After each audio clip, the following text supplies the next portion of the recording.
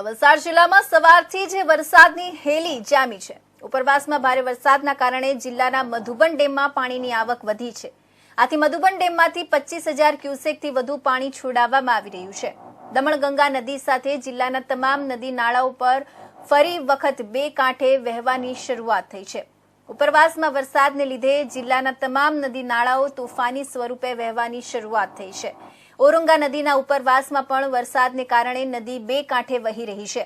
આથી કેટલાક નીચાણવાળા વિસ્તારોમાં નદી નાળાઓ પર આવેલા લો લેવલ કોઝવે પાણીમાં ગરકાવ થયા છે।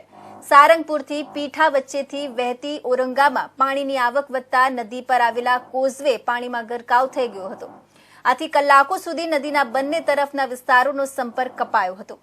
કોઝવે પરથી પાણી પસાર થઈ રહ્યું હોવાથી કોઝવેની સલામતીના ભાગરૂપે કોઝવેને બંધ કરી દેવામાં આવ્યો હતો અને નદી સુધી પહોંચતા રસ્તા પર બેરિકેડ મૂકી દેવામાં આવ્યા હતા।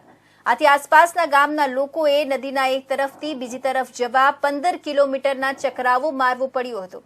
હજી પણ જિલ્લામાં ભારે વરસાદની આગાહી છે। આ રસ્તો જે છે કાંજણ રણછોડથી ભોમાપાડી 3 કિલોમીટર મતલબમાં કાંજણ રણછોડ 4 રસ્તાથી 3 કિલોમીટર જેટલું અંતર થાય।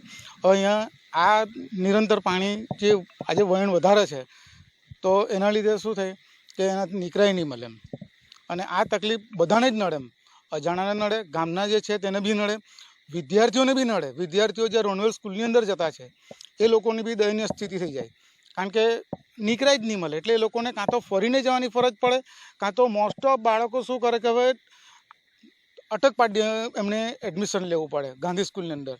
અત્યારે તમારે ધારો કે હવે રોનવેલ જવું હોય તો 15 કિલોમીટરનો જેવો તમારે આ ઘેરાવો લેવો પડે। આ 3 કિલોમીટર, તેની સામે પેલું 15 કિલોમીટર